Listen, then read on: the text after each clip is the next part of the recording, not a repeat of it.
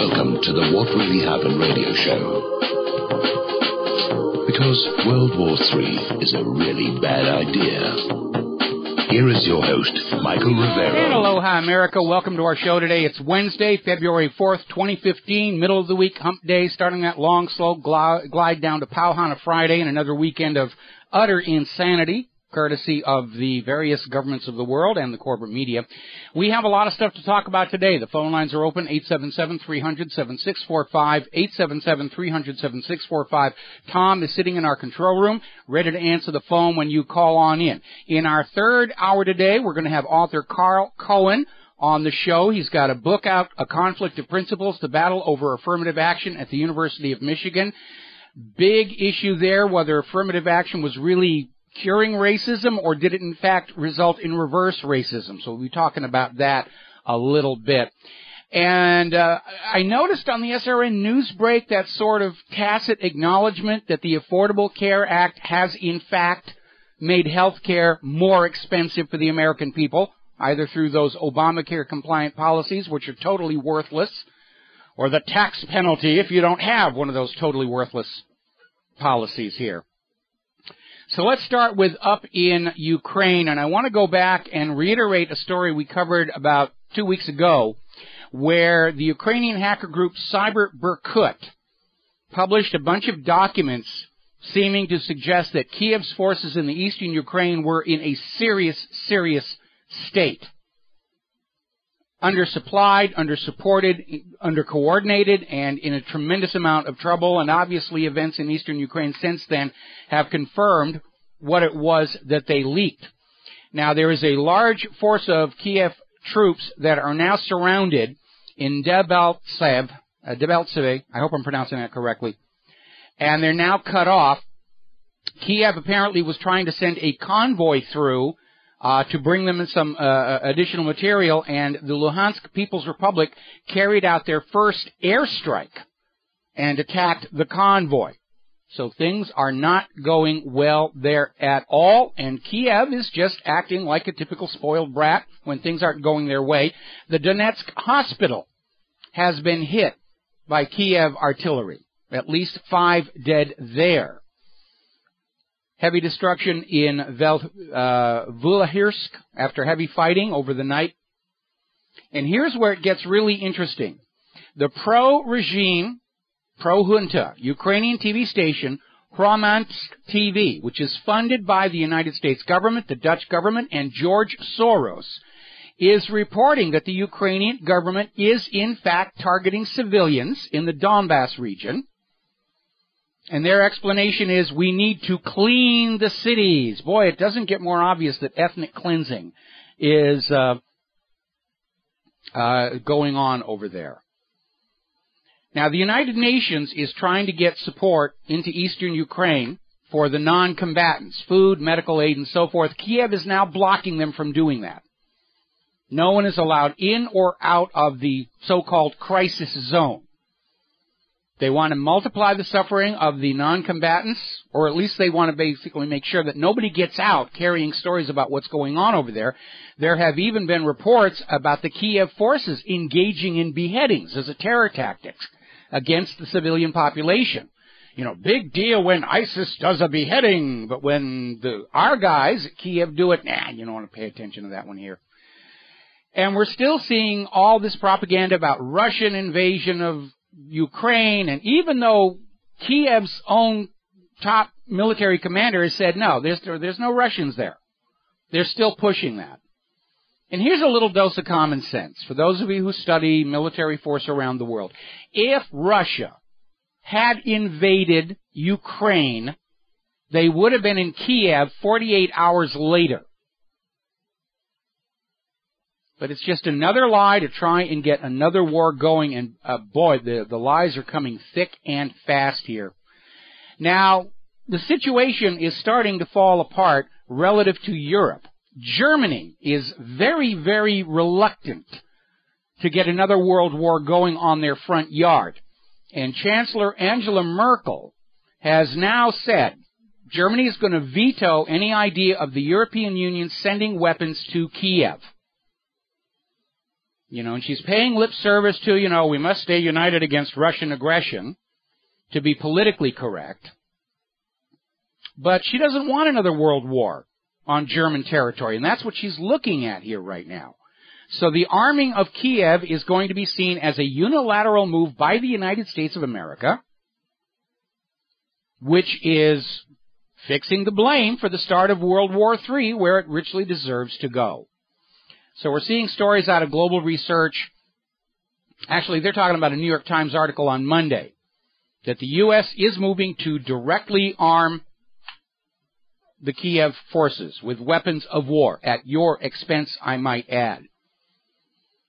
And it was only last week they were saying, that Merkel and Obama are going to have a meeting in Washington about armor. Well, Merkel's already said, no, it's a non-starter. Now, here's a really interesting story. Apparently, this press officer at the U.S. Embassy in Moscow, as part of this campaign to demonize Russia today, to find some way of shutting it down or discrediting it so the American propaganda can come on in there, decided to post an informal poll on his Twitter account. And we've been hearing this now for weeks. Victoria Nuland's out there saying, Russia today, they're getting in the way of our telling the people the truth about things like, Saddam's nuclear weapons and so forth. And so this U.S. Moscow Embassy's little poll on Twitter blew up in their face. They got 75 for trusting the Western media and 1,469 for Russia Today. And it is proof of an epic fail. Must have taken them completely by surprise. If they really understood how badly they have lost the trust of the people, they never would have put that poll up there. They're still out there, convinced people are buying the lies and the propaganda. And they just got a bucket of ice water in the face that, no, in point of fact, you are not controlling the discussion on social media. Despite all the money and the military units and the hired online shills and public relations firms, people know the truth when they see it or read it or hear it. Now, here's a very interesting story. This is over at Russia Insider, and they're talking about an editorial that appeared in the New York Times calling for the federalization of Ukraine. In other words, to adopt a more U.S. model where Kiev would sort of be like Washington, D.C., but all the various regions in Ukraine would become semi-autonomous states. Now, Poroshenko has already ruled that out, saying that Kiev will rule all of Ukraine in a unitarian government. There will be no local sovereignty whatsoever. I think it was a bad move on his part. But Russia Insider is looking at this New York Times editorial as suggesting that maybe the U.S. is trying to find a face-saving way out of this mess. And that would certainly be nice. It would certainly be mature. But there are too many people who are still trying to provoke a conflict with Russia to save the U.S. dollar from the evil ruble. And all of this, of course, is just driving more nations away from the U.S. Pakistan is now reaching out to Russia to offset the closeness of the U.S. with India. Egypt is about to sign a huge liquefied natural gas contract with Russia's Gazprom. Russia's making deals while the U.S. is trying to make war. Oh, by the way, with the fall of the U.S. puppet regime in Yemen, and Yemen now back in the hands of the Yemenites, the U.S. government is now admitting that they've managed to lose control of $400 million worth of U.S. weapons in Yemen. They were here yesterday. I don't know where they went. Well, the situation is descending into chaos, absolutely. All right, we're going to be taking a break for commercials here. I see we got callers on the line. When we come back, we'll be getting to those phone calls. We'll be right back. And aloha, America. Welcome back to the show. We're going to go right to the phones here before I go any further, and we're going to talk to Thomas in California. Aloha. Welcome to the show. What's on your mind? Aloha. I really like your show. Of course, you already know that. I've said it 1,000 times. I talked to you the other week about Ted Gunderson. Did you find out any more about that? No, I really didn't. I had some people who sent me some information, but I really did not have time to follow up on it. Unfortunately, I'm working a very large schedule between the website, the radio show, and taking on animation work to try and pay off my medical bills. I'm a little overbooked. Well, I understand. Yeah. That's no problem. I understand. But if you could just put on your list of things to do. All right, let me put it up here on the whiteboard. Let's see. Ted Gunderson. All right, it's on the list. I know with the working with Bush, because you know, I have a hard time believing that he was, you know, doing that. In any case, great show, and I think everyone that listens to you, you shouldn't always believe your radio host. You have to do your fact. No, wait a minute. No. I can make mistakes, and I'll acknowledge that. And sometimes I can be tricked and misled by people that I thought I could trust. It happens to us all. And so you should be just as skeptical with me as you are with any other person who's got a microphone. No, I love you. Okay. I love you. I think that you're one of the best out there. I thank you, and I appreciate that. Don't take what I say. Well, I'm glad that you trust me, but I am telling you that your first duty as a listener is to be your own best analyst and make sure that what I'm saying does make sense.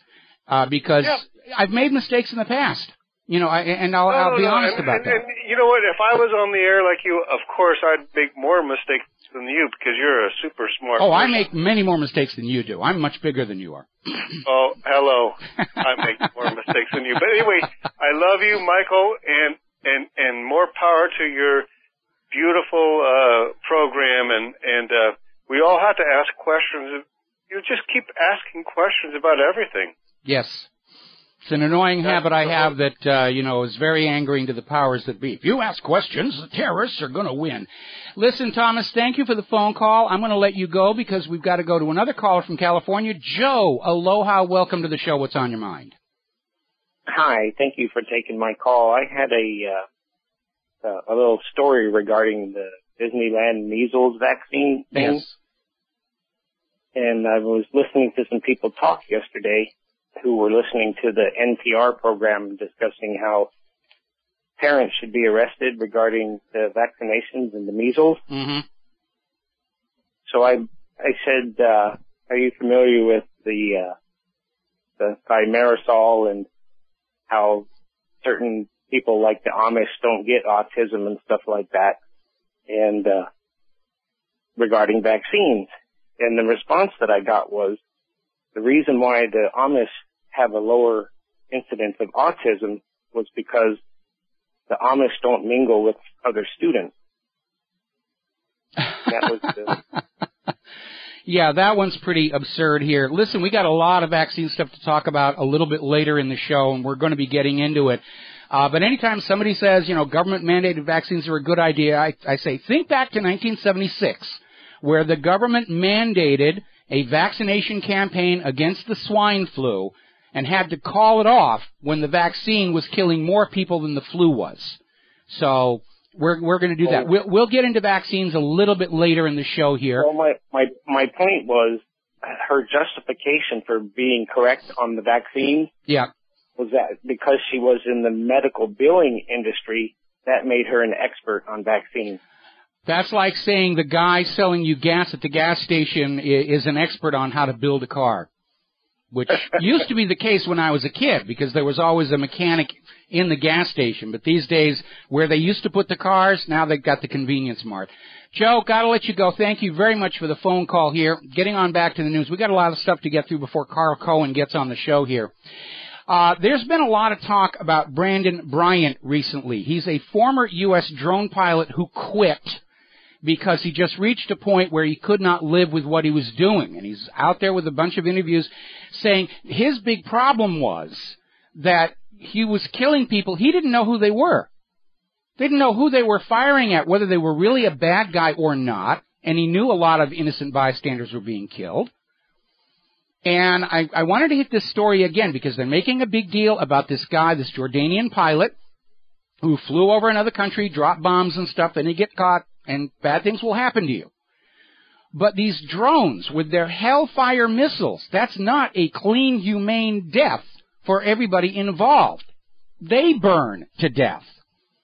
if they're not lucky enough to be blown to bits instantaneously. A lot of these innocent bystanders further away from the center of the explosion, they can take hours or days to succumb to their injuries. And we're not supposed to think about that because, they're Islamic and we don't care about those. Now, here's a story out of antiwar.com. U.S. hopes Jordan pilot's death will get Jordan deeper into the ISIS war, which we sort of already knew that this was one of the motives. They're actually admitting the whole point of this exercise was to get Jordan riled up to just go into Syria and kill Syrians. And we are hearing from an article over in the IB Times that Jordanian officials are saying, yeah, they may send ground troops into Syria. Of course, they're going to be killing Syrians. In fact, at this point, I'm wondering if all of ISIS is really just 30, 40 guys who show up for these videotapes. And anybody who's in Iraq or Libya who's trying to take their country back from U.S. puppet rule, oh, they're ISIS. They don't really count. They're not really Iraqis or Syrians or Libya. They're ISIS. Therefore, we can make war on them. Now, as you heard on the news break, the United Arab Emirates, which had been launching airstrikes against what we were told are ISIS targets in Syria, stopped doing that after this Jordanian pilot got captured, because the United Arab Emirates views this pilot's capture and subsequent execution as a failure of the U.S. search and rescue capability to protect and save downed pilots. And as of right now, they're holding off and saying we're not going to take part in this anymore. So I think we can assume that Central Casting has put out a call for Arabic-looking individuals to play ISIS terrorists and blow up something really important in the United Arab Emirates, because that seems to be the going model here. All right, we're coming up on a commercial break here. I know we got 2 more callers waiting on the line. It's obviously going to be a very, very busy day, but we'll be right back with more about fires and cremations and things that they don't want you to think about while they wag the Jordanian pilot at you. We'll be right back. Aloha, America. Welcome back to the show. And before I take this next phone call here, on the last break, I dashed out to get our mail, and even the mail carrier saying, they're really going to start a war with Russia, aren't they? And I go, yeah, looks like it. All righty, we're going to go over to the phones here. Tim in Massachusetts. Aloha, Tim. Welcome to the show. What's on your mind? Hi, Mike. This is Ken, Massachusetts. Oh, I'm sorry, Ken. Okay. Oh, no problem. Love your show. Been listening for years, but I've never called in yet. Mm-hmm. This story I noticed yesterday I thought you might find interesting. Have you heard about the New York State Attorney General's office sending cease and desist letters to some major retailers about dietary supplements? Yeah, we actually we posted a lot of that on the website, and I was going to cover it later in the show right after I got done bashing the vaccine makers. But it seems that the so-called natural alternative medical industry is no more honest and upright than the conventional orthodox one. And there's some really big names who got caught in that, like Walmart. Okay. Sure. I had a slightly different take on this because, see, the thing is they used a test, and I'm saying this is maybe a way to big pharma might be going after these supplements because they used this test called DNA barcoding. And the thing is, if there's an extract in there, you're not going to get the DNA of the herbal ingredient that's touted. I mean, if they ran the same kind of test on a cup of Starbucks coffee, they could say it's not really coffee because there's no coffee DNA. So that's kind of my take on it. It isn't necessarily, I don't think it's, the supplement industry here. Well, it's a smear alternative medicine. It could very well be. They're trying to figure out some way to shut down all the people who are dealing with nano silver, and you could very well be right. I need to look into it closely because the articles I saw simply said DNA test. But you're right. If you're dealing with some kind of an infusion or distillation from the herbs, there isn't going to be a lot of DNA to capture on that. And that is worth taking another look at. Yeah, that's a good point. Okay? Okay. Love your show, and I'll keep listening. All right, thanks an awful lot. Have a good one. We're going to let you go here and get on back to the news. That's a valid point. We know that the Orthodox medical establishment's been trying to find some way to create a world in which you are not allowed to care for yourself. You're not allowed to grow your own medicines in your backyard. You're not allowed to make anything. And we've seen the FDA come down on people who are trading nano silver, even though they're now admitting that adding nano silver to the antibiotics makes them more effective against antibiotic-resistant germs. They just want to be in control of it. They want to make money off of it. They don't want you they want you dependent on them is what they want. Now, getting on back to the Jordanian pilot situation, there's an article over at Washington's blog talking about, if we're on the subject of live cremations, there are ones that you're not supposed to be thinking about in order to be politically correct. And that would include the Odessa massacre. It took place about a year ago, burned up the hotel with all the people inside it as part of the whole overthrow of Ukraine's government. Israel's burning of children and civilians with white phosphorus in Gaza and the West Bank. The U.S. use of white phosphorus and napalm against humans in Iraq. And the U.S. used napalm in Japan, Korea, Vietnam, all over the place. The U.S. firebombings of Tokyo and Dresden. And let's not forget that little Texas barbecue the U.S. government held a few years back down in Waco, Texas. But it's politically incorrect to remember those. And, the Jordanian pilot. And I'm not trying to trivialize what happened to him. This guy got used and killed to serve a propaganda agenda. But the U.S. hands are not clean. I mean, Obama's out there with a statement. Jordan hostage video shows ICE barbarity. This from the government that admits torturing innocent people to death to find nuclear weapons that didn't exist. Don't talk to us about barbarity, Mr. Obama, who promised to close Guantanamo in 2008 and still has not done it. Still will not release those tortured individuals. Still will not make recompense.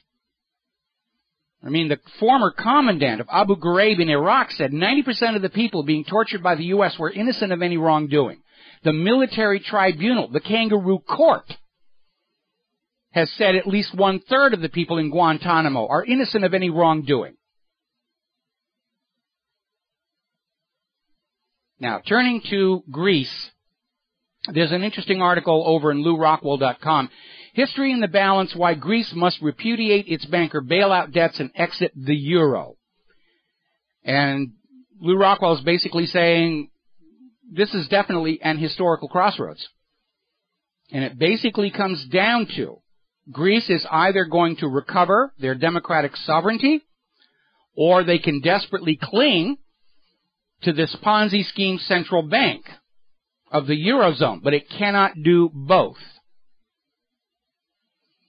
Now, there are rumors that Greece is going to agree to repay the former debt of the former government as long as it's spaced out and tied to the improvement of Greece's own economy. In other words, if Greece's economy continues to decline, they don't have to make payments. It's a sweet deal. I don't know if Greece is going to go for that because there's a poll in Greece showing that 35% of the Greek population approve of Russia's leadership of the world, and less than 1 in 4, 23%, approve of the EU. Russia's rolling out the red carpet for Greece. If Greece leaves the European Union, the food ban doesn't apply to them anymore. Russia is offering financial aid. Greece's leadership may be looking at that very, very closely. And the only thing that will deter them is looking up at Ukraine and seeing what happened when Ukraine wanted to avoid the European Union and move closer with Russia. Because that's what triggered that U.S. coup d'etat, which the U.S. is now admitting to. Obama is actually on tape admitting that the U.S. was behind the regime change in Kiev a year ago. Now, an article over at The Real News is talking about how Syriza in Greece needs to start forming some alliances with the other European Union nations against the ECB and against Germany, which has been the champion of the Euro and the European Union all along. And is talking about how Syriza is starting to talk to the governments of Italy, Spain, and France to oppose these EU ECB policies that are driving the people of Europe deeper and deeper into recession, all to make the private central bankers happy and richer than they already are. This has led to an interesting article over in the Telegraph saying Germany's worst nightmare has come true. And it's talking about the growing hostility in Europe against Germany and the growing hostility of the German people against the government of Angela Merkel because of these policies that are looting Germany's wealth to try and float the debts of the other EU nations without addressing the root cause of where all this debt comes from, which is the private central banks issuing all of the public currencies alone at interest. It is a scam. It is deliberately set up to hold a nation and its people in permanent debt servitude. And Merkel's feeling the pressure. That may be another one of the reasons why she sort of backed off on this idea of sending weapons to Kiev.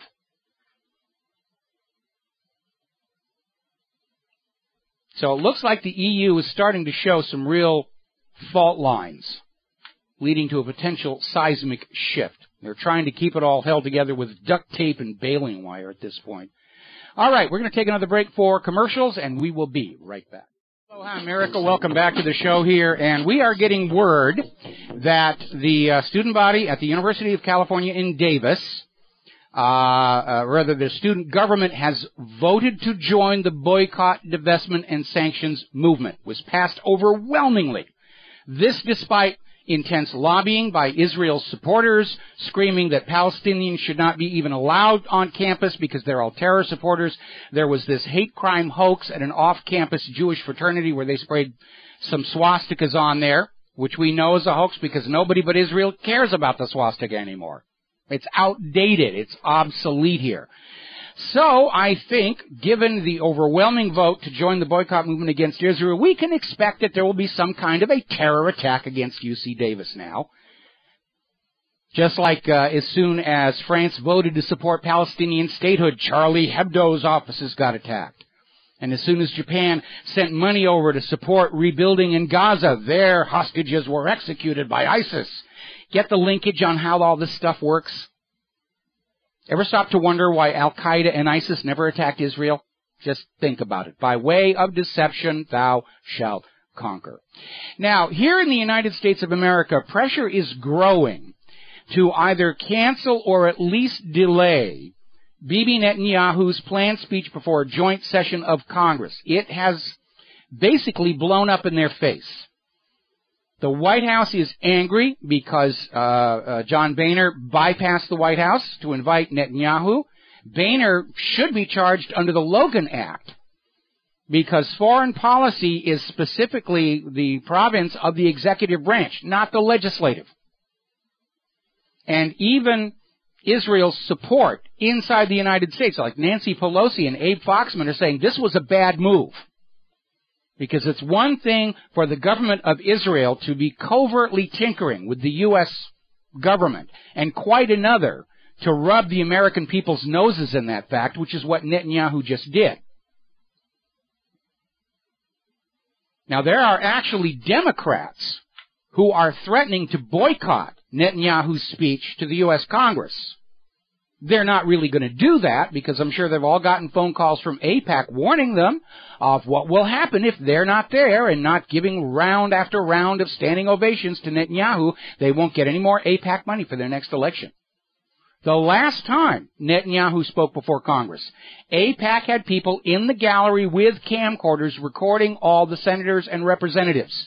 And anybody who wasn't up there joining in those 24 standing ovations, they got cut from the donations list next election. That's why they're all standing up there like a bunch of trained sea lions at the circus, on cue. Anyway.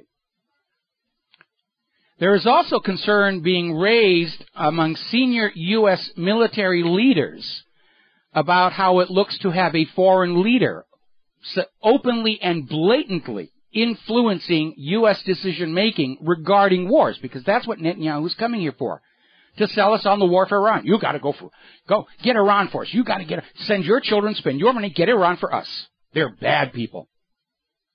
And I think the Pentagon probably more than anybody else, is aware of how overstressed they already are, even with the increase in military spending this year. The stockpiles built up over the last few decades are drawn down. They're running out of stuff, and America does not have the manufacturing to produce new war material at the volume necessary to sustain the current combat. And I don't think they want another war. Certainly don't want war with Russia and China here. Now, Israel has goaded the United States of America to demand that Iran bring the issue of Iran's military missiles to the P5+1 negotiations. And Iran is saying, of course not. We have a right to their defensive missiles, air defense missiles. We have a right to have them. The launcher that Iran just used to orbit a satellite is a for-purpose designed space launch vehicle. Israel's out there screaming, oh, it could be converted to carry a nuclear weapon. Now, Israel is not officially part of the P5+1. They don't really have a place at the table, other than through their proxy, the U.S. government. And it's very absurd to see Israel, which has nuclear weapons, will not sign the Non-Proliferation Treaty, will not allow IAEA inspections, screaming about what Iran has or does not have. Now, Iran's position is the missiles are not part of the negotiation. They never were. This was a negotiation for Iran to curtail certain nuclear activities that it is allowed to have under the Non-Proliferation Treaty in exchange for the U.S. easing sanctions. Now, Iran kept their side of the preliminary P5+1 deal. The United States did not. More importantly, under the terms of the Non-Proliferation Treaty, specifically Article 4, the U.S. is obliged to help Iran build peaceful uses of nuclear technology. And it's just common sense. If the U.S. was in there, pouring the foundations and laying the pipeline and soldering the wires for these facilities, it guarantees they're not clandestine bomb factories. By ignoring their obligations under Article 4, by using the threat of military force to coerce Iran to surrender their rights under the Non-Proliferation Treaty, it is the United States government that is in violation of international law. It is the United States government that is not living up to its international obligations. It is the United States government whose word on a treaty is now seen as worthless. Now, the reason Israel is ordering the United States to throw Iran's missiles onto the table is knowing that Iran will refuse, and this allows them to say, well, the talks are over. Iran's being unreasonable. Because if Iran allowed the missiles to be put on the table, Israel would, well, put your tanks on there as well, and your jeeps, and the little canteen kits your soldiers are carrying, they have to go on the table as well. It's called the, oh, just one more thing gambit that Israel is famous for, to make sure that nothing ever comes out of these talks, because the U.S. doesn't want a settlement with Iran. Israel doesn't want a settlement with Iran. They want the door open to war. Now, politics making for strange bedfellows. According to Press TV, the U.S. actually did send a request to Iran for help in the fight against terrorism. Iran rejected that, saying the request was insincere because of the many terrorist groups that are being supported by the United States, like Al-Qaeda and ISIS. And we put a flashback video up from 2007 where Seymour Hersh proved the U.S. was funding Al-Qaeda in Iran to try and destabilize Iran and overthrow it. Al-Qaeda was a completely made-up front group for U.S. intelligence operatives, and I think ISIS is exactly more the same. ISIS is maybe 20, 40 guys who show up when the videotapes are being made. And the U.S. simply says anybody opposing their conquest of the Middle East, oh, that must be ISIS. We've got to make war on ISIS. They're horrible people. They behead people. They set people on fire. You're supposed to hate them. ISIS is the new Emmanuel Goldstein. And, you know, it kind of reminds me, there used to be this wonderful TV show out of Canada called Max Headroom. And one of the episodes involved a terrorist group that had the world in fear. And when they finally tracked him down, it turned out to be a bunch of special effects technicians in a warehouse making videos, because it was easier to do all this stuff in special effects, and they weren't really blowing anything up. They weren't really killing anybody. They just needed the media content to get out there and terrorize the population. That's what ISIS is doing. Life imitates art. It's amazing stuff here. By the way, another conspiracy theory has now been confirmed. This is coming out of Zero Hedge, saying that the entire oil collapse was engineered to crush Russia's support for Syria, to make it easier for the U.S. to go into Syria by destroying Russia's economy. Of course, they wound up destroying Canada's economy, Alaska's economy, U.S. economy, Venezuela's economy, Europe's economy. Russia's still out there trading their U.S. dollars for gold. Definitely hoisting with their petard on that one here. Alrighty, we are coming up on our top of the hour news break. When we come on back, I want to talk a little bit about this situation in Argentina and the assassinated prosecutor and the media spin that's being put on the story. We'll be right back. Aloha, America. Welcome back to the show. Now, down in Argentina, there's a huge scandal exploding down there regarding the assassination of Alberto Nisman. He was the Argentine special prosecutor who was heading the reinvestigation into the 1994 bombing of the Buenos Aires Jewish Center, which was blamed on Iran. Iran denied it, and under public pressure, a new investigation was conducted. And here's the part you need to remember. Iran was cooperating. Israel did everything they could to stop it and block it, screaming anti-Semitism, Jew hate, terrorists will win, so forth and so on. Now, Nisman had confided with friends. He was receiving death threats regarding his investigation and was found dead last month. And now it turns out he had drafted a 26-page arrest warrant for Argentine President Cristina Fernández de Kirchner and Foreign Minister Hector Timerman. Now, here's where it gets very interesting, because everywhere you read this story, there's a mention in there, reportedly he was accusing them of covering up on behalf of Iran. And they always phrase it very carefully, reportedly, because Nisman never said that himself, and it's not in the documents. They're trying to get ahead of the propaganda ball and spin it that Iran was responsible. Iran was responsible. Well, they blamed Iran for it back in 1994. Nobody got assassinated, did they?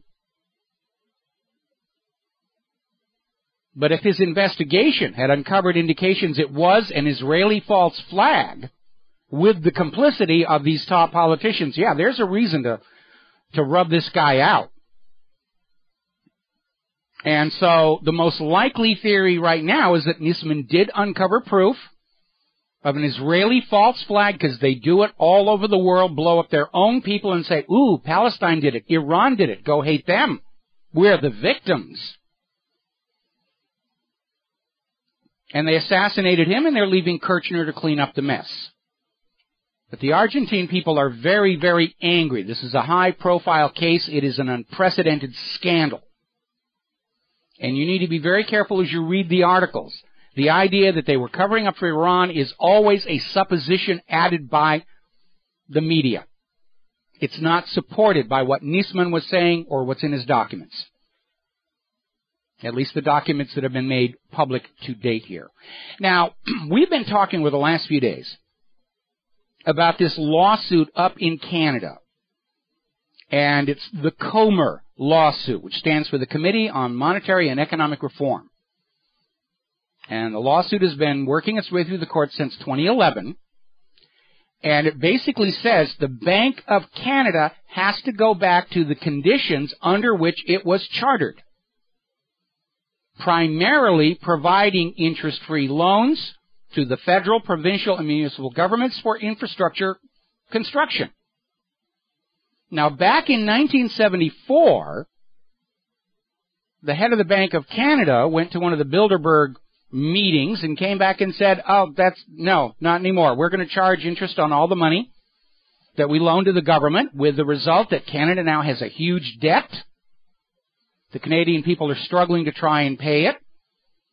And so far, all the courts have looked at the documents and said, yeah, the Bank of Canada violated its charter. And not only should they go back to serving the government with interest-free loans, but they may actually owe all of these various governments refunds on all the interest paid to date. And this is causing sheer panic in the private central bankers of the world, because they absolutely cannot tolerate the idea of a nation, a city, a county, or an individual having money that was not borrowed from them at interest. They will not allow it. If you read my article, All Wars Are Bankers' Wars, these private central bankers have assassinated people, started wars, overthrown governments, just to keep everybody enslaved to their ink and paper. Now, I'm getting emails from people up in Canada saying that the links I'm posting on this story are blocked in Canada. They don't want anybody to know this is going on. But the people of the world are waking up to the fact that the banking system the world is using right now is a scam. It is a scam to keep all of humankind slaves to imaginary, created out of thin air debt. Because these bankers are not loaning anything of real value. It's a piece of paper with ink on it. It's only got value because you believe it has value.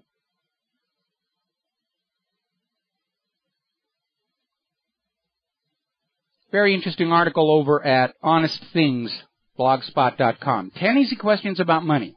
Questions that make a lot of sense, but which you will not be allowed to ask of anybody in the banks or in the political structure. 1. Can Congress pass a law that would cause a state to violate the Constitution?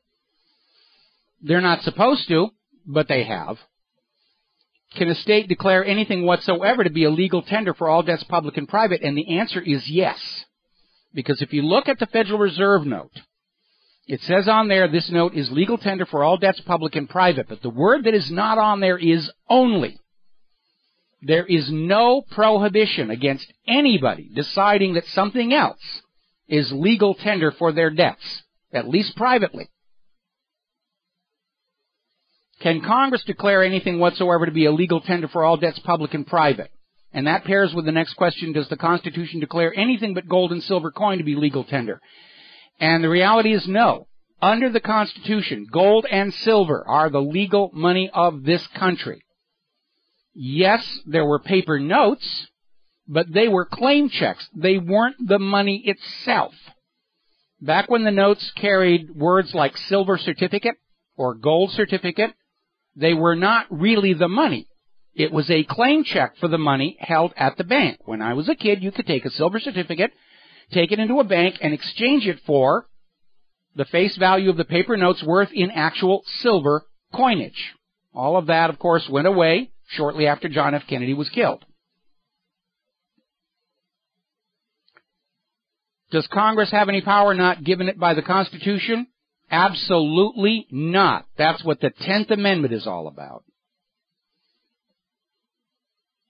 And it goes on down with more and more of these questions. But the reality is, banking has been turned into an enslavement mechanism. And the irony here is, this country, the United States of America, we fought a revolution to break free of private central banking predations, only to be sold back into that slavery by a corrupted president and a corrupted Congress, not once but 3 times. Now, there's an interesting insight into the sort of people who become banking executives, and there's an article about Edwin Ed Hale Sr. Did very well out of banking, has a 186-acre property overlooking Chesapeake Bay, and he's the former chairman of Bank of Baltimore, and he's gone public with a book admitting that he also worked for the Central Intelligence Agency. And we assume altered the economy under his control for the benefit of CIA policy. And what's really interesting is in this article, it says that Hale was recruited to the CIA in 1992 by Buzzy Krongard, who's the CIA official and also a former banker linked to the suspicious stock trades on 9/11. So those bankers are not good people. And I'm not even just talking about the abuses of people like Jeffrey Epstein. They're part of the problem. They're part of the shadow government. They're not running their bank for the benefit of the community, the people, and the nation. They've weaponized banking to make us all slaves. We'll be right back. Aloha, America. Welcome back to the show. Now, speaking about Buzzy Krongard, back in 2001, he was like the number 3 man at the Central Intelligence Agency. And in the aftermath of that false flag attack, it was noticed that Buzzy had been placing some very unusual short sells on the involved airlines and insurance companies on 9/11. He had a huge amount of money. Wow, seems suspicious to me. So the Securities Exchange Commission launched an investigation, and then we heard absolutely nothing about it. And recently, some people who are trying to follow up on this very strange prescience that the number 3 guy at the CIA seemed to know before it happened that there was going to be an event that was going to depress airline and insurance stock prices, filed a Freedom of Information Act request with the Securities Exchange Commission, only to be told that, oh, we destroyed all those documents long ago, not here anymore. They're completely gone here, which isn't really surprising when you look at how the Securities and Exchange Commission turned a blind eye to Bernie Madoff with the Lutz Ponzi scheme for 12 years, while people like Harry Markopoulos were coming in with the evidence of criminal fraud, gift wrapped on a silver platter, tied up with a bow. Here, the guy is cheating people. So, over in France, which I used to think of as kind of a easygoing, carefree kind of a place. It's certainly the image they've tried to cultivate for the tourism industry. And apparently, there were these 3 people who were going out to the trash bins behind a supermarket.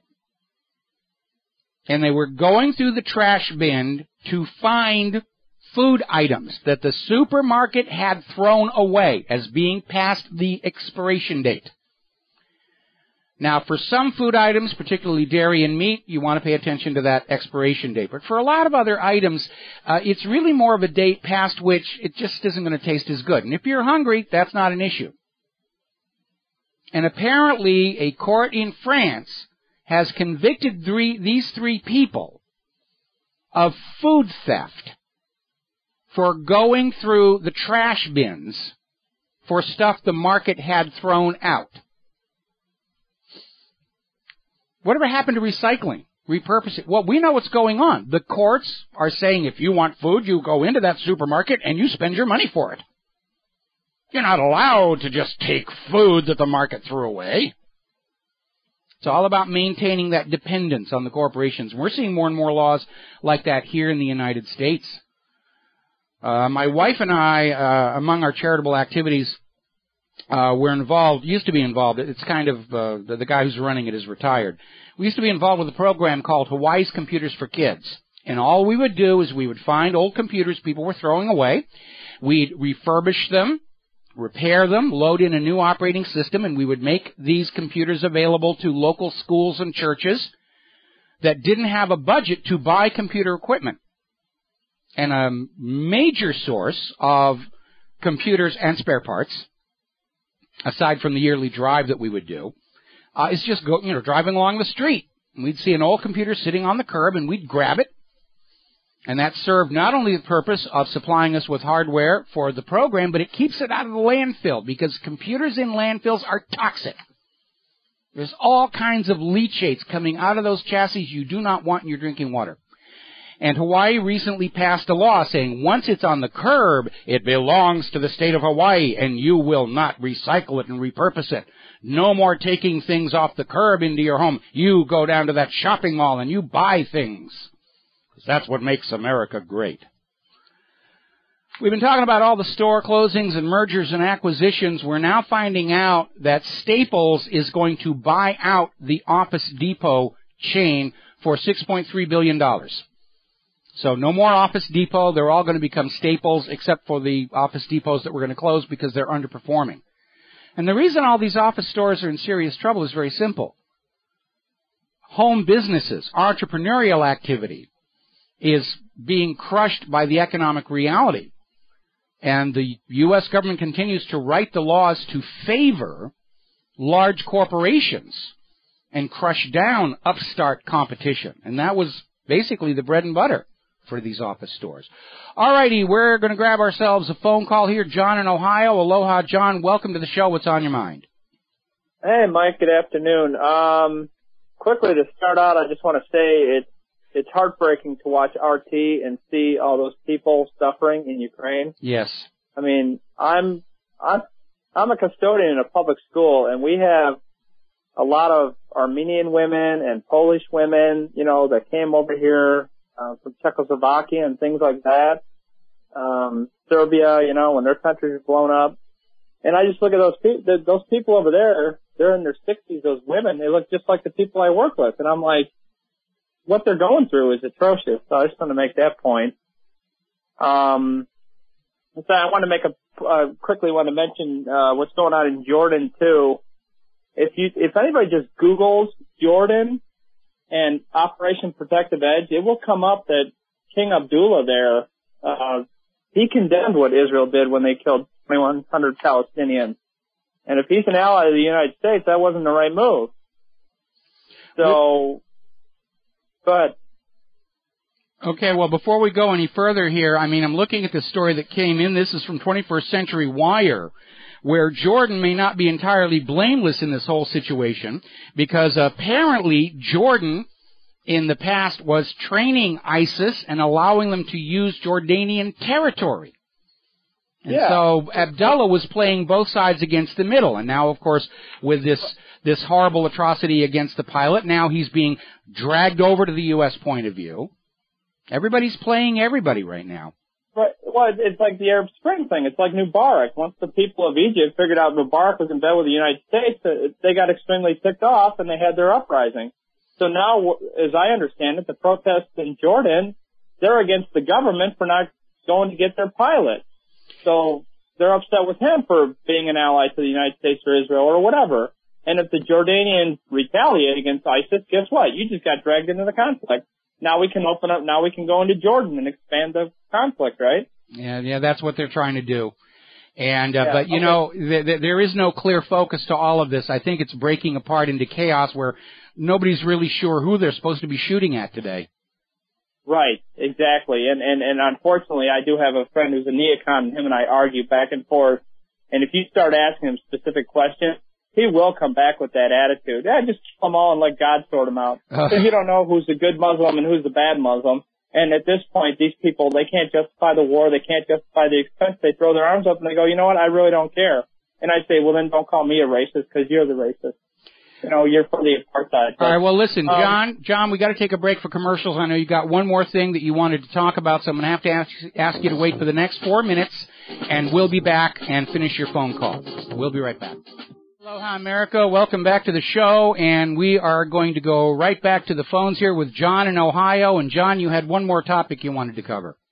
I did. Adam Kokesh is back in the spotlight, and I'm a regular contributor to the Daily Paul website, and on Saturday they deleted my account, which again is fine because that's the site owner's, you know, that's his right to do that.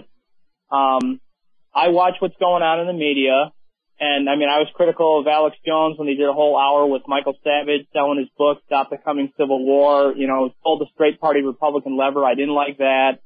Abby Martin, she's for man-made global warming. She's also doing a thing, bash the military, bash the police. I don't agree with that as a collective. I think we take each case individually, call it what it is. We don't like the war, so it doesn't mean we hate the military.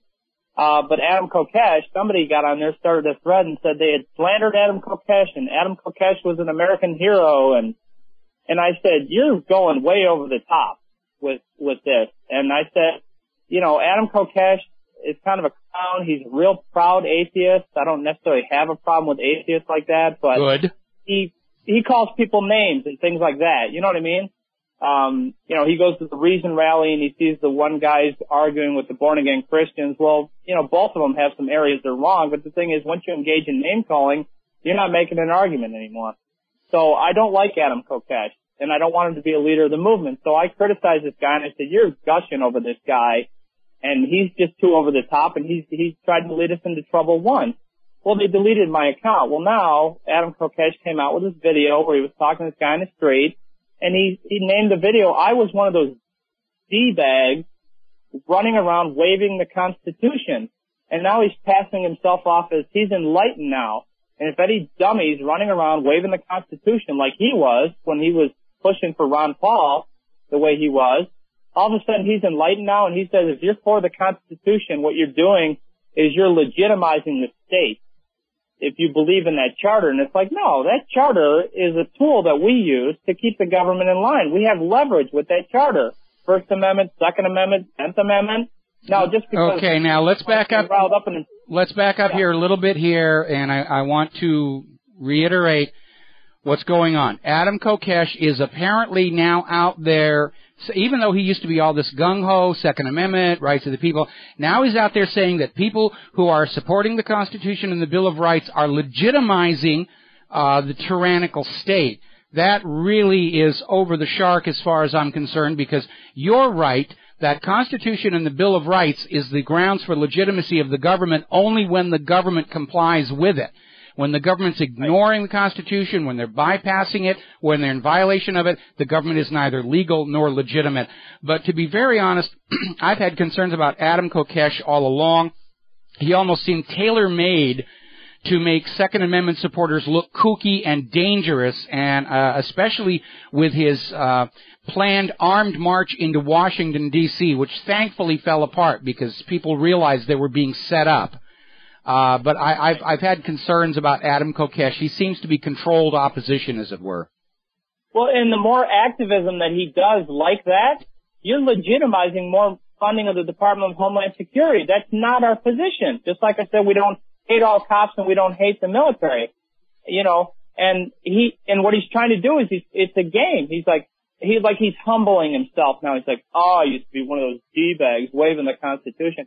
Are you kidding me? That was only a few years ago that you were running around waving that Constitution and trying to do everything you could to get Ron Paul's support. Now you're saying that, hey, if you believe in that Constitution, you're an idiot.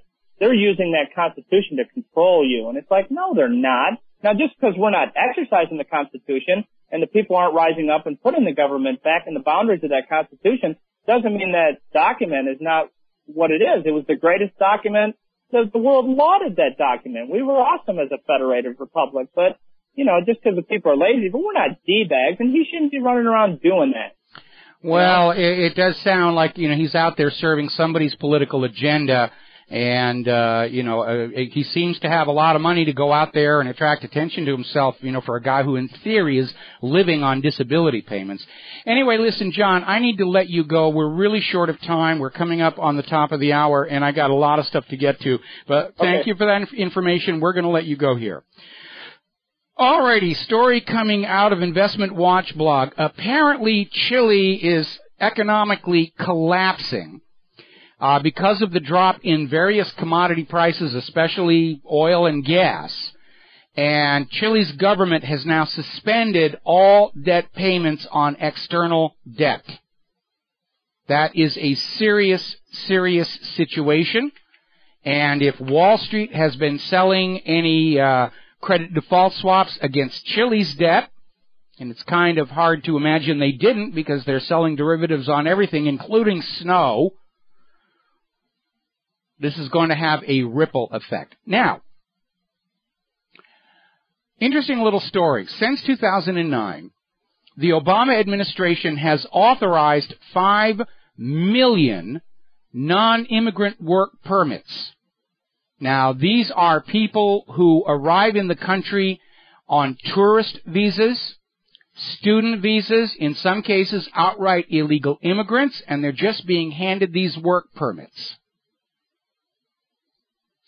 And that is a terrible thing to be doing when so many Americans are out of work. There are right now over 93 million Americans willing and able to work who cannot find a job for month after month after month after month. The CEO of the Gallup polling organization has come right on out and said this 5.6 unemployment number is just complete fantasy. Even Fox News is reporting on that. Of course, we've been saying that it was a complete fantasy made-up number for months now, but Fox News and we are not on good speaking terms. But the CEO of Gallup is out there making this.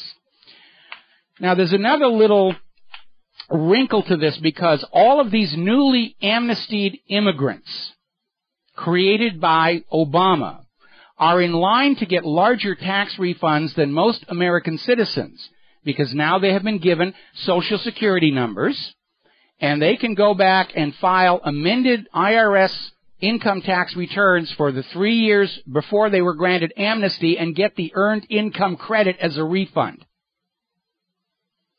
The illegals are getting a better deal out of the U.S. government than the legals.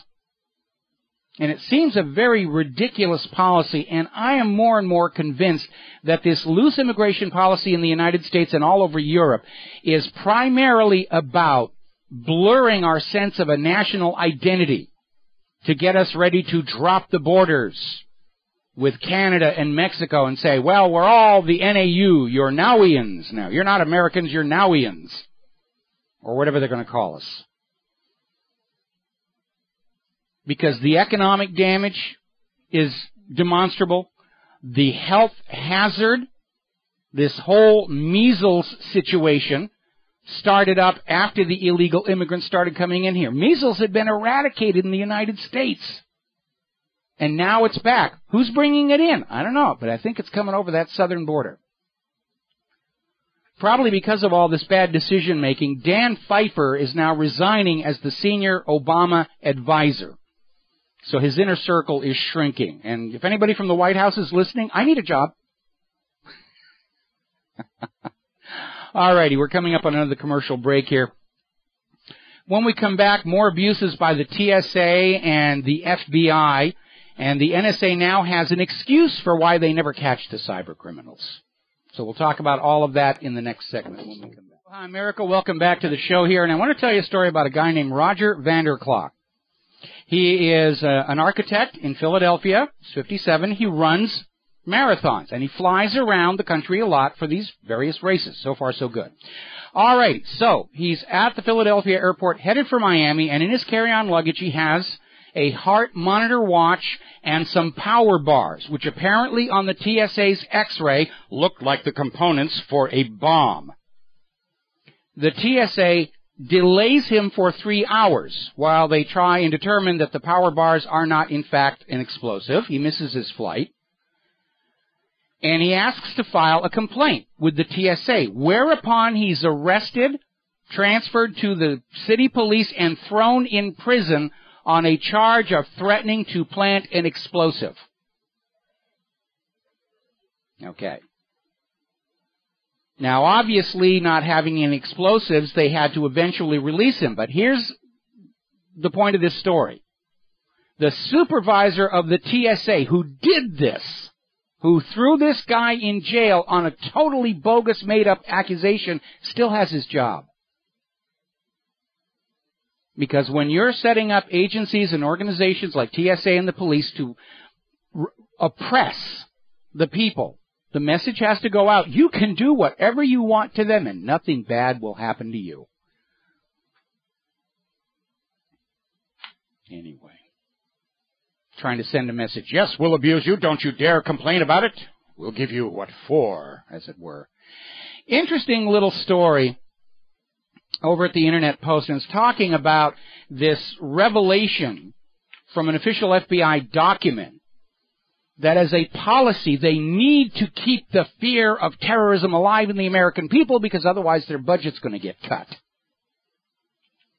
It's like the old witch hunters in Europe who were paid to find witches. So, of course, they saw witches everywhere because if they stopped seeing witches, if anybody said there's no such thing as a real witch, the money would dry up, and the FBI is going along the same way. This is a big reason. They're always finding some patsy They'll plant an informant on them to talk them into doing something that they can arrest and say, see, we're finding terrorists. Please increase our budget. 6 months down the road, the courts will kick the suspect loose, saying this is an obvious case of entrapment. And there's been another embarrassment here as well. There was this case going on where the FBI wanted to get evidence from inside a home, and they didn't have grounds for a search warrant. So they cut the DSL connection to the house, and they had two of their FBI agents dress up as repair technicians from the cable company to go into the house to repair the cable service. And while they were in there, they looked around until they saw something they thought would be cool for a search warrant. And they left, got the search warrant, came back, case has gone to court, judge has thrown the evidence out. No, you're not allowed to cut a service to a house, pretend to be a repairman to gather evidence. The judge has tossed the warrant. Good for that judge. And you know why the FBI and the police do things like this? It's easier than actually going out and finding real criminals. They don't want to go out and deal with real drug lords, and they don't want to deal with, real gun-in-hand robbers. They could get hurt. It's much easier to go on out and set people up for an arrest. Looks good on your resume. It's much less dangerous. You get to go home in the evening. Now, then we've been talking lately a lot about all of this NSA surveillance that we are supposed to endure in the name of combating crime and terrorism. And every time there's another one of these gigantic hacks or a new ransomware or malware or just the endless flood of Viagra ads pouring into our email boxes, I keep making the point, where's the NSA in all of this?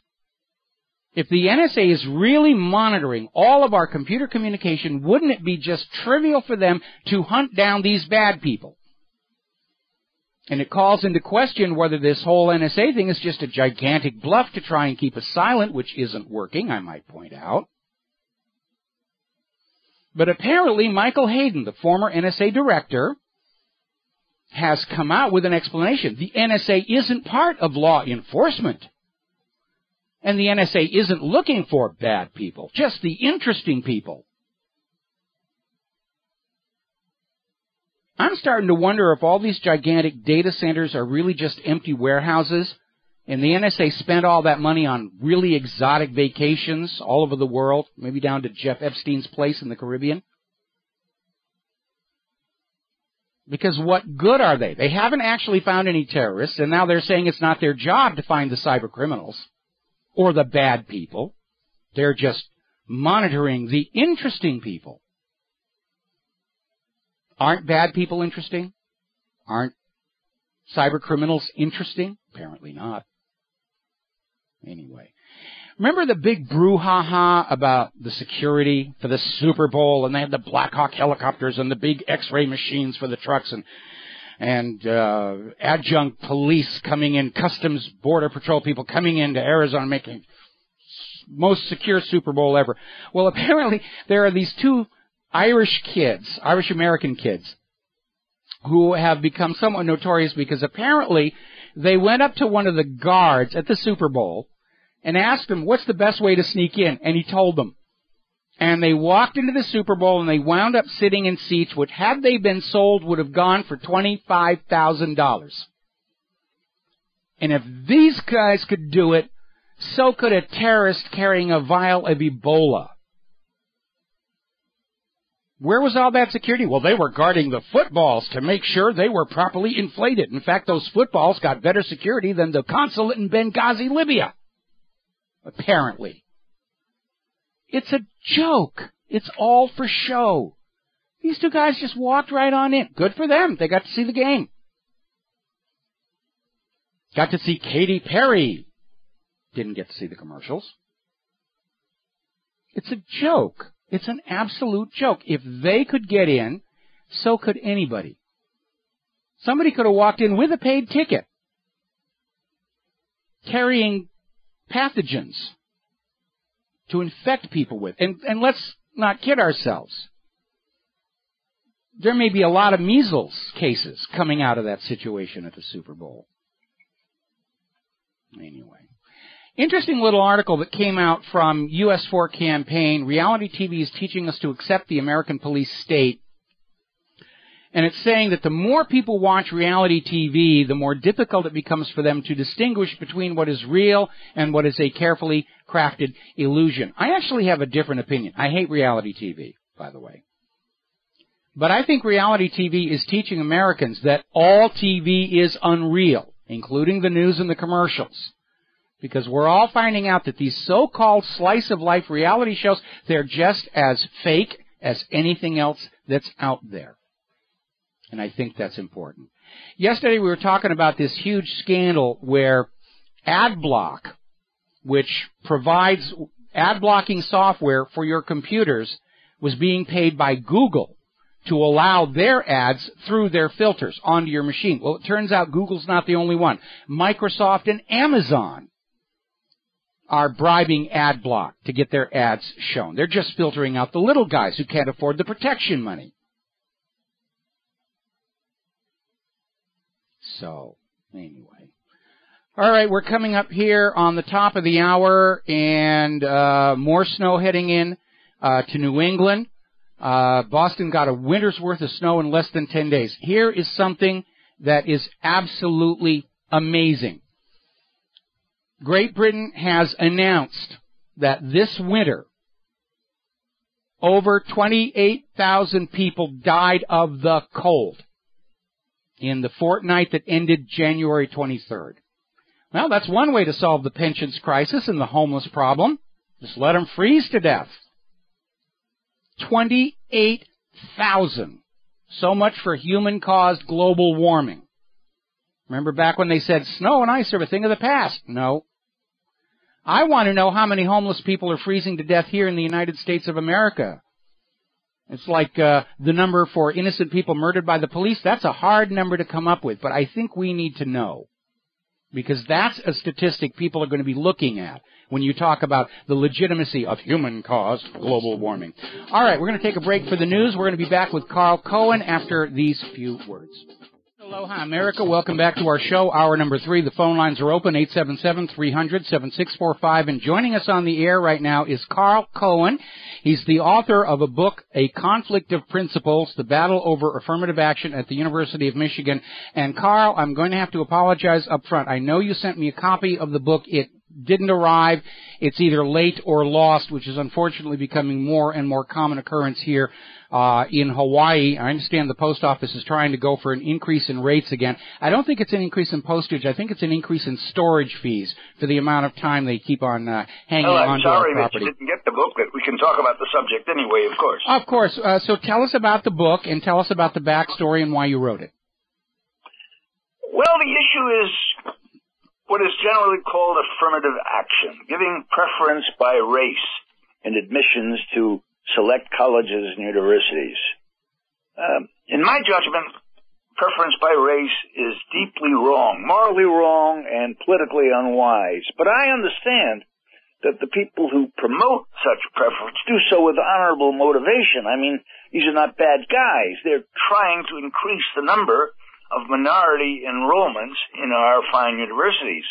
But the cost, the expense there is very great to the minorities themselves and to universities. And so there was a battle here at the University of Michigan for a number of years over this matter. We were the leaders, we the university, in the use of affirmative action. People followed our lead, and I, as a member of the faculty here, thought that that was a profound mistake on our part, and I was very critical of my own university, which I love very much. I've devoted most of my life to this university. And so there was a long battle, which finally led to 2 Supreme Court cases, which essentially the university won because the Supreme Court held that under certain circumstances it would be consistent with the Equal Protection Clause to give preference by race. Whereupon a group in here in Michigan, of whom I was one, set about to have a referendum here in Michigan which would prohibit preference by race in this state at least.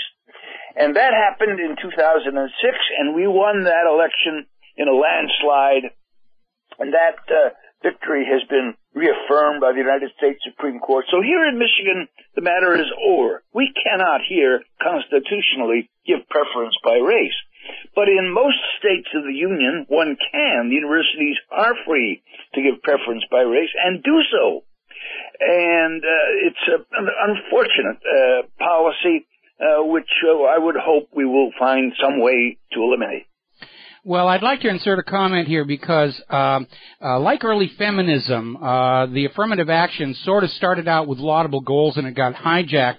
Everybody wanted to provide equality of opportunity to everybody of all races, but for politically expedient results, it mutated into mandating equality of outcome, with the result that students were being selected who were not academically as good on the basis of filling a quota system.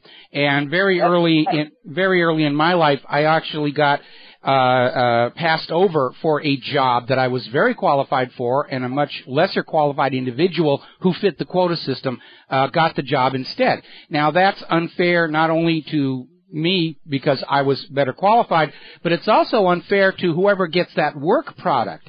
And I don't know about you, but I don't want to be treated by a doctor who became a doctor because he fit a race quota, or I don't want my computer worked on by a technician who got the job because of a race quota. I want everything by the very best available people.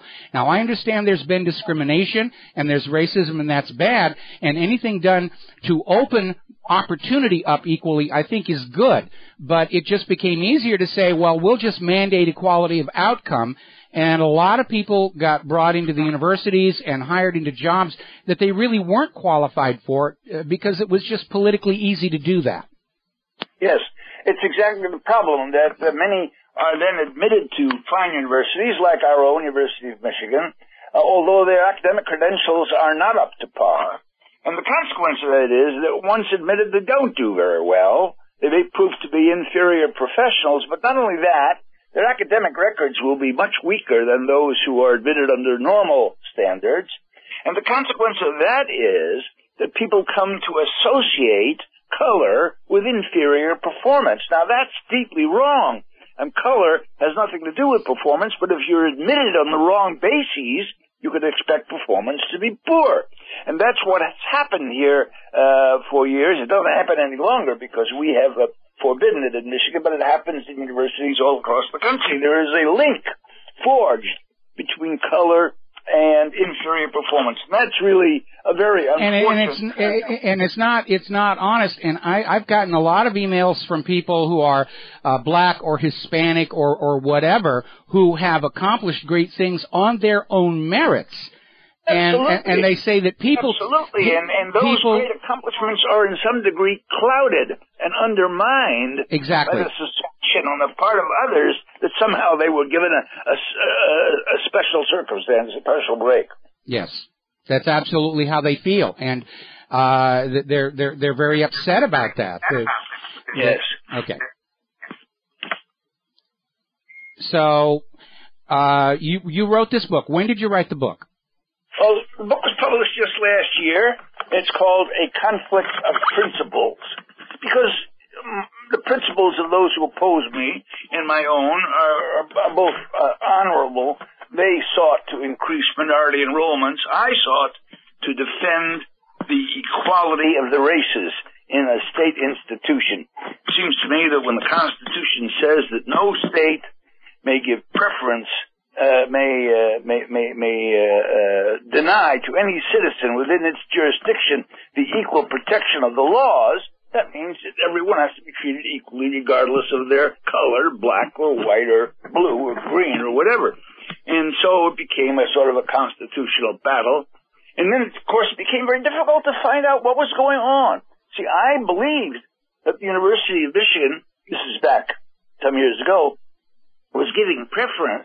But I couldn't prove it. I didn't know for sure, although it seemed very likely to me. So I had to submit a Freedom of Information Act request, which I did, and I learned, in fact, that the behavior of the university was shockingly racist. I mean, they were making flat-out distinctions on the basis of skin color. which is profoundly wrong. And that led to federal cases in the federal courts and a long battle, which, as I say, finally ended when the University of Michigan was forbidden to give preference as a consequence of a constitutional amendment. But it was a very interesting and very tense sort of fracas. I mean, it was intense here on the university campus and serious, but always courteous, you know, and always civil. I mean, my colleagues and I, who disagreed very strongly, nevertheless were very gracious to one another. And so it was a very interesting story, and I've written that story in this book, A Conflict of Principles, and I think it's a fascinating story, just to follow the ins and outs of what happened in the university world. Another thing that's interesting about it is to see how they did it. I mean, you say, well, they want to give preference to minorities. How do you do that? Well, in fact, the systems were quite complicated, and I had to dig up the data which related the way in which these preferences were given, and I report all that in the book. And I think it's a fascinating story to see what they did.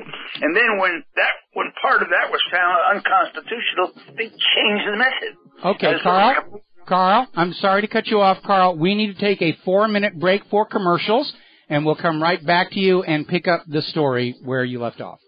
Hi, America. Welcome back to the show. We're talking with Carl Cohen about his book, A Conflict of Principles, the battle over affirmative action at the University of Michigan. And I guess Carl's on a speakerphone, which is why we're getting echoes and other stuff. But we'll get through this last segment here. And before I hand the microphone back to you, I do want to make a couple of points that are important to remember. The Equal Protection Clause of the Constitution does not mandate quotas, because then people are not equally protected.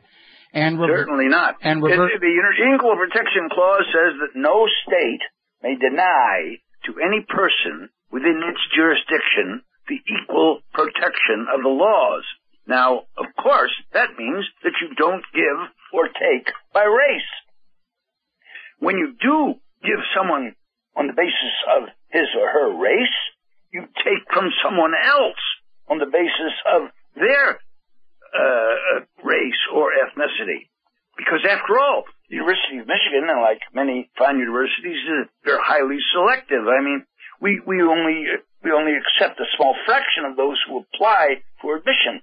So anytime you use race to accept someone, you're using race to deny someone else, which is, I think, perfectly unacceptable and unfair. Well, reverse discrimination is just as racist as discrimination, and we've been hearing that phrase a lot in the argument about affirmative action, that it is leading to reverse discrimination where people who are not one of the recognized protected minorities are discriminated against in terms of... Yes, that's absolutely true. And the consequence of this is, or one of the consequences of this is, a kind of development of hostility between the races.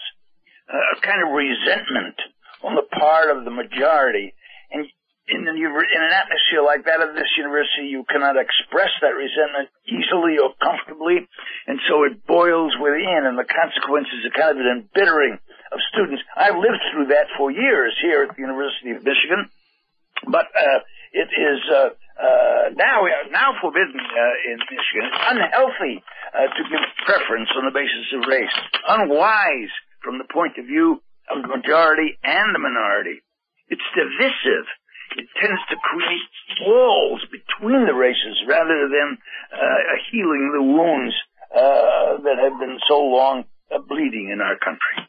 And again, all of this came about because those politicians who ran on equality of opportunity basically took the easy way out and said, we'll just mandate equality of outcome and that'll keep everybody happy.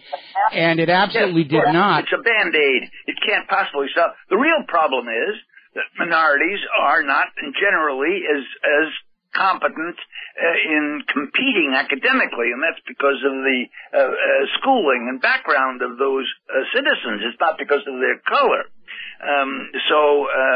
If you don't see that, if you hide that by admitting people on the basis of their race, you delay the actual solution of the problem, which deals with the preparation of minority students to compete on their own credentials.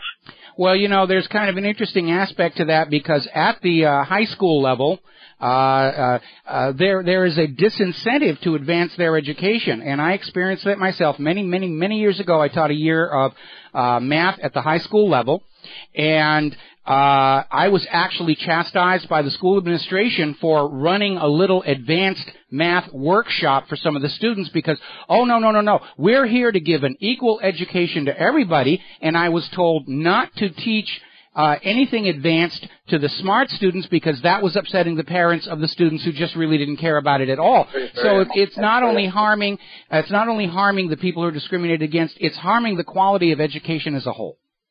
Yes, it is. The atmosphere of the university and the quality of education of the university is deteriorated by preferences.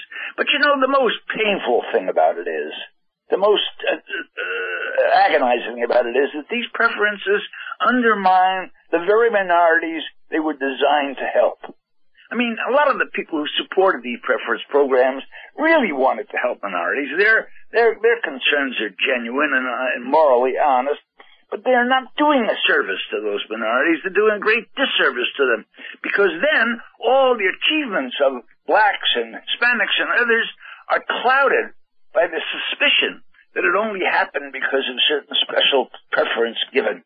And that's, I think, a disastrous consequence, and one that will take many years to overcome.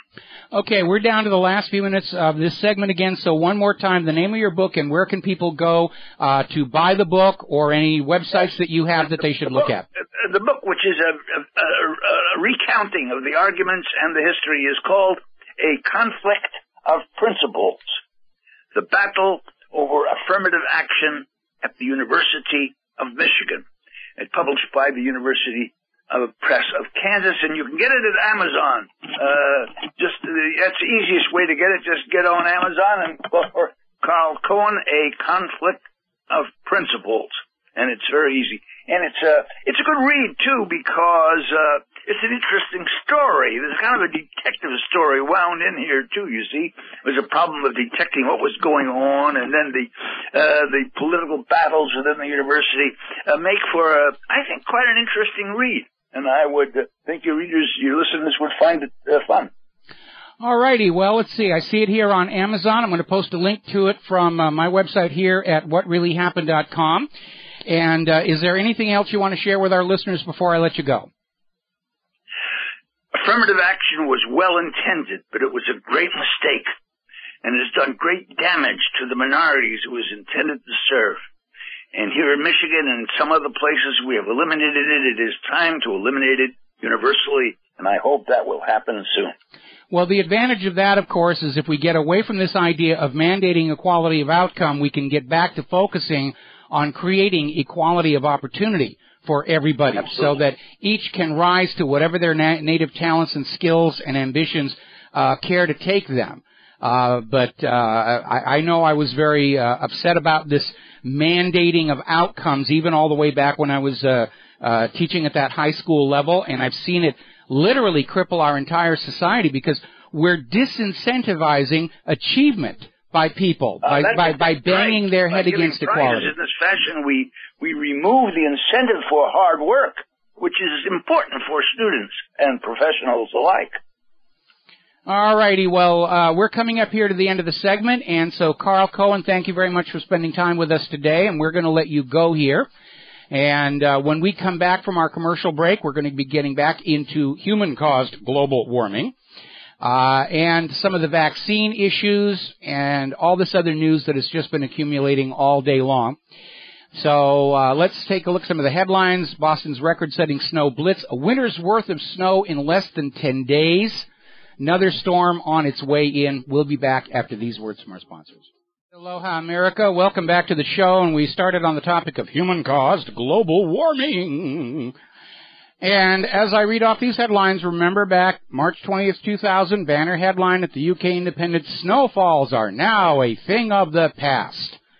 Thus spake St. Al of the Gore, or the Goracle, to his close friends. Madison, Wisconsin, bitter cold night ahead. Another storm possible for the weekend. More snow on the way in New England. And apparently set a new record at Logan Airport, shattering the previous record of 31 inches in 1996. Amazing. Somebody put up this time-lapse of snow falling in New York, just, whoa, piling up there. And again, responding to the Carbonazzi saying, well, it's cold in New England, sure, and it's winter, but the rest of the world is warm. No, they aren't. Cold front hits Spain. Predicted to be the worst cold to hit Spain for the last 3 years. Affecting primarily the Iberian Peninsula and the Balearic Islands. Up in Canada, Moncton matches snow record set in 1992.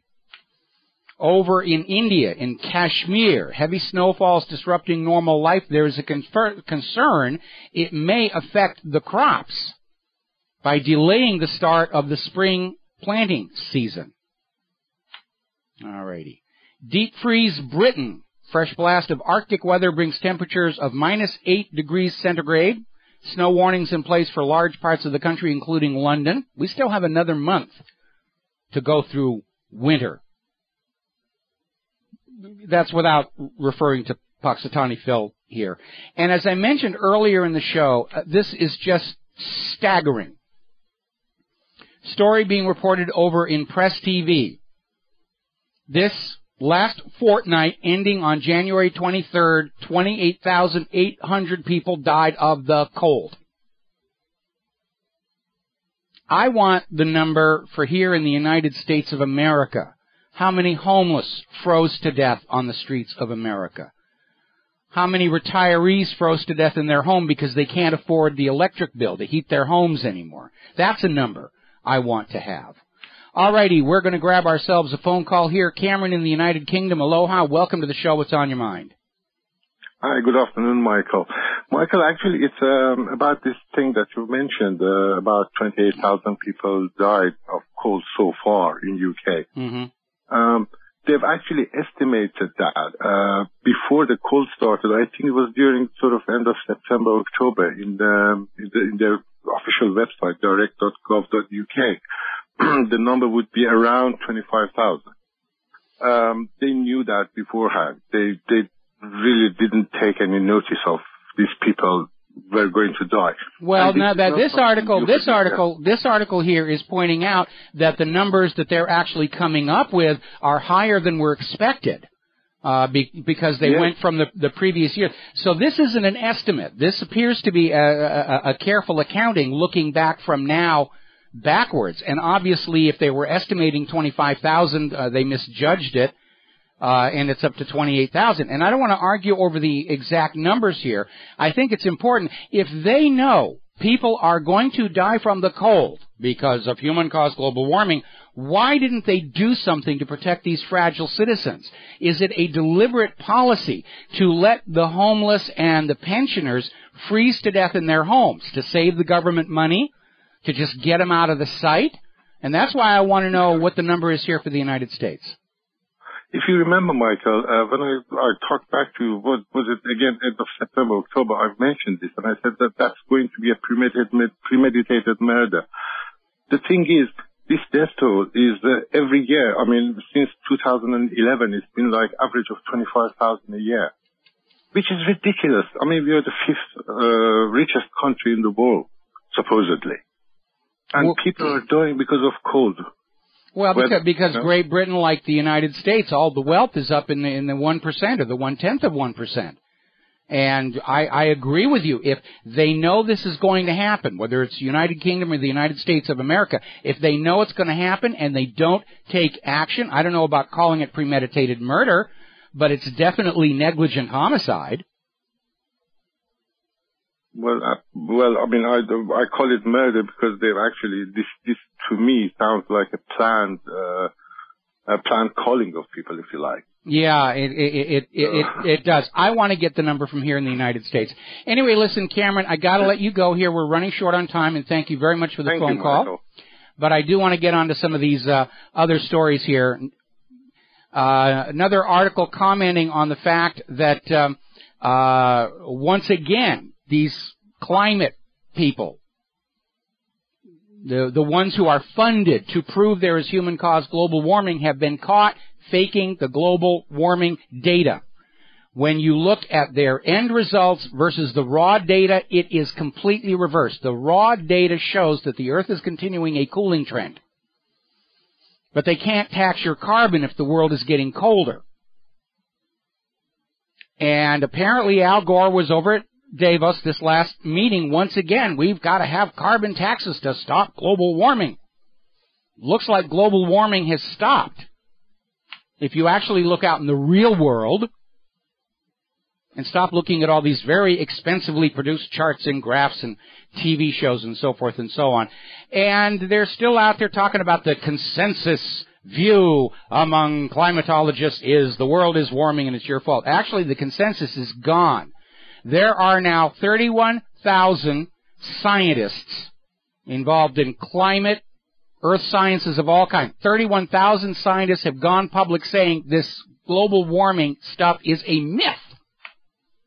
All right, we're going to grab ourselves a phone call here. We're going to go with DJ in Georgia. Aloha, welcome to the show. What's on your mind?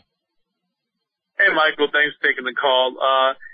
I wanted to just talk about a topic a little bit off the fake global warming propaganda there, but it was just basically the bond market. I was reading different articles and publications how I guess there's these short-term treasury bills, which are, the type that are, the 1 week or 1 month and all this. It turns out that, most of these treasury bills, which we do not have the ability to pay out, are basically constantly being rolled over to the point where, we're not just printing money. I think they talk about printing money during times when they're doing budgets or, when we're trying to raise the debt ceiling, but it turns out that we're printing more money than they actually advertise, because every single time these treasuries come due, these short-term notes, which are about $4 to $5 trillion of the debt, the national debt, they're constantly rolled over every month, so that to be able to pay these obligations, they have to take in new investors or, China or someone has to come in and pay for it, in other words, it works like a Ponzi scheme where the government doesn't have enough money to pay these treasury bills due, so they either have to find new investors, i.e. dummies, to hand over their money to pay for the old investors' money, or they just worse off printed out of thin air. And I just wanted to see what you had to say about that, where it was basically, it's understated how much money they're printing, and it's basically a giant Ponzi scheme at this point from everything that I've read. And at what point is this thing going to come to an end? And I'll, let you. Okay, well, we're almost here at the commercial break here, but in brief, we're hearing reports that the U.S. Treasury actually is using coercive techniques on people to get them to roll those Treasury bonds over and not cash them in. The reality is there is a gigantic Treasury bond bubble out there, and it has to catch up with them sooner or later. We got to take a break for commercials, and we will be right back. Aloha, America. Welcome back to the show here, and that is still one of my all-time favorite pieces of music written by my lovely wife, Claire. And if you know of a choir who wants to program that, we'll give you the sheet music. Now, there's a very interesting story that is being reported at CNBC, and it's regarding CME Group, which has just announced that it will close most of its futures trading pits in Chicago and New York City by summer, when their current contract expires. They're going to continue to trade options in the S&P 500 futures market. But what's really interesting is going over to CME Group's website, their primary business is derivatives. And they're starting to shut that down. I think that's a red warning sign that they're expecting the excrement to hit the ventilation system very, very soon here. All right, so let's talk briefly about this whole vaccine situation. Story over at INFOWARS chastising Fox News for saying that vaccines should not be up to the parents. Some things require Big Brother. And they had Megyn Kelly and Bill O'Reilly out there saying, well, you know, there's no conspiracy. You should just trust the government and the so forth and so on. And I'd like to remind everybody that Fox News is the network that fired 2 of its own reporters for daring to mention the health hazards associated with Monsanto's synthetic bovine growth hormone.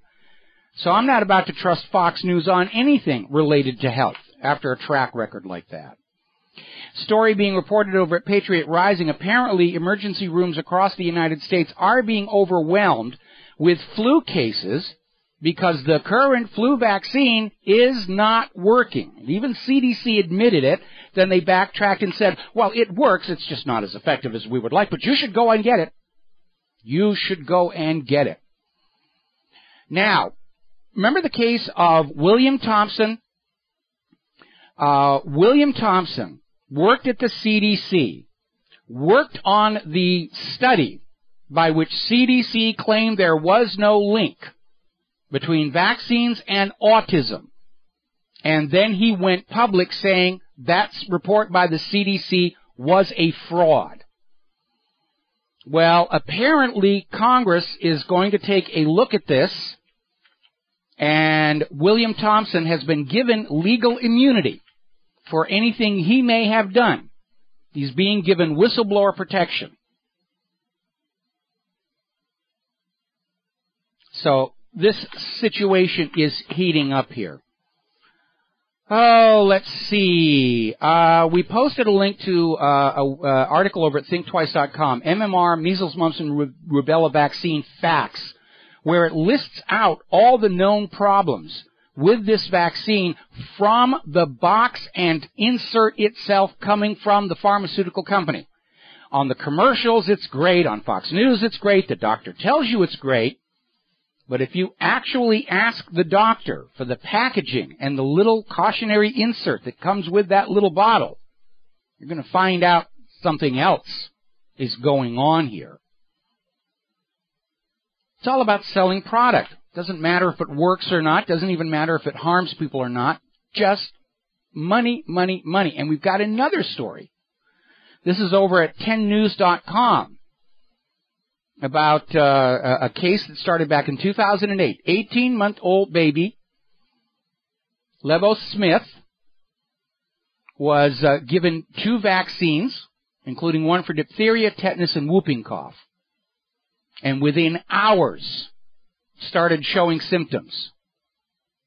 Ultimately wound up with permanent damage, including autism. And the doctor said, well, a rare vaccine reaction, but it's rare, trust us. It doesn't matter if it's rare, if it's happening to your kid. She's out there going public saying, this, whoa. We just had a power glitch here. Alrighty, doesn't matter if it's rare or not, if it happens to your kid, which is the whole point here. It's happening to some people's kid. Now, there's a Merck vaccine scientist, former virologist Stephen Crowling, tried to go to the FDA with evidence of vaccine research fraud taking place at Merck, was threatened with jail by Merck's own people. They tried to bribe him, buy him off, say, we will make sure you get all these bonuses and research grants if you will just keep quiet. They know they're committing fraud. And there's another article we have over at thepeoplechemist.com. Chemist says, media left out horrifying facts about the measles shot. And there's an interesting statistic there.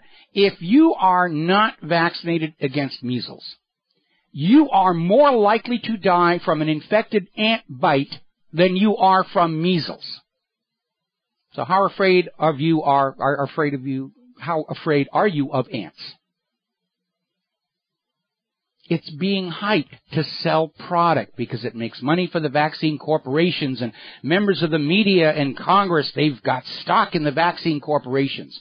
And regular as clockwork, every once in a while, oh, it's a horrible disease. You've got to buy the vaccine. Remember back in 2009?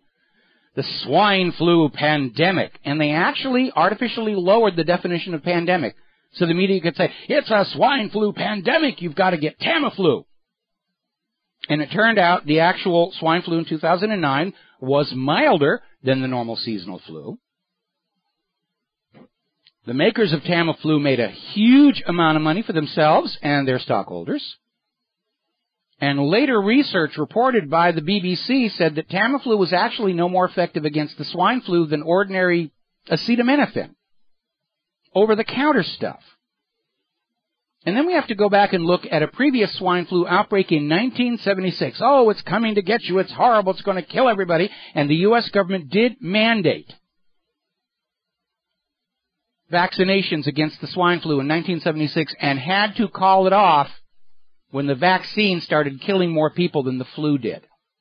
So anybody who's out there talking about trust the government and the government knows best and, mandate, arrest parents who won't get their kids vaccinated, you remind them of 1976 and say, I want to wait until we know this stuff is safe because I'm not taking the pharmaceutical company's word on it. They're committing fraud. Alrighty.